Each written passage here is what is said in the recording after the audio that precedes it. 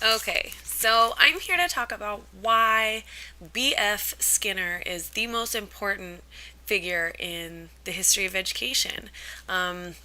He was a Harvard graduate, a behavioral psychologist who really helped develop the concept of reinforcing positive behavior in students, which, as we can all imagine, plays a big part in the way that our kids learn and the way that our kids are encouraged to learn.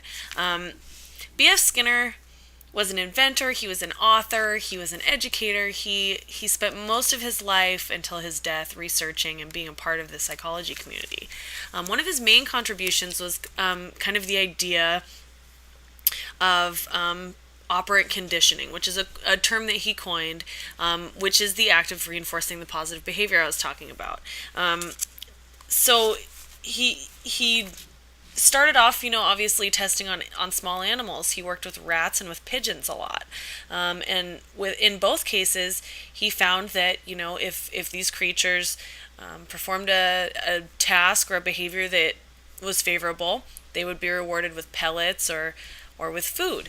And so, kind of translating that into students, every time a student performs a behavior, such as helping or sharing or helping clean up something in the classroom, something like that.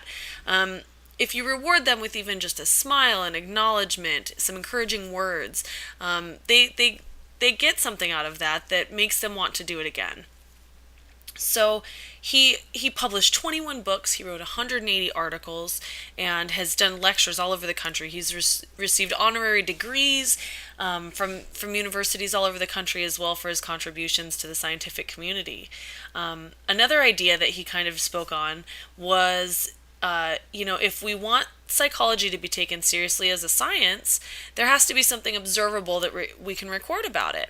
So instead of the notion that psychology is simply the study of the mind and kind of this black box that you have to kind of guess what's going on and ask your subjects what they're thinking as opposed to just observing it firsthand, he believed that behavior was something that was observable. So that's where this the idea of the operant conditioning kind of came in, was because it was a behavior and a result that you could observe and record. So that was kind of his main contributions. Those ideas obviously are huge in the way that we deal with our students today. But also, kind of a fun fact about him is that he was the influence behind the Simpsons character Principal Skinner, which was kind of why I chose the name to begin with. And then the first thing I read about him was that he had the character named after him. So it's kind of interesting.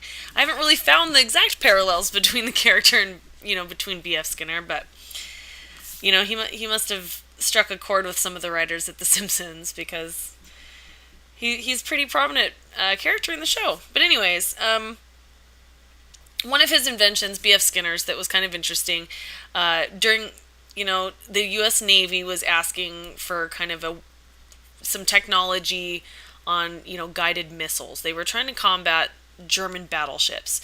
And B.F. Skinner came up with an idea with, his pigeons that he had kind of trained for pigeon-guided missiles, which sounds absolutely ridiculous, and it kind of is.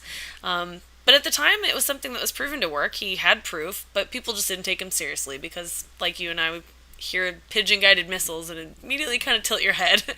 But anyways, I think that his contributions in the behavior psychology of our students, without his contributions, we would really be interacting in a primitive way with our students. I think these days they need all the encouragement they can get, and if we can get them to find reward in their success, if that means encouraging them with a cookie or a sticker at first, that seems to be a really positive result. And I think his contributions make him definitely the most important person in the history of education.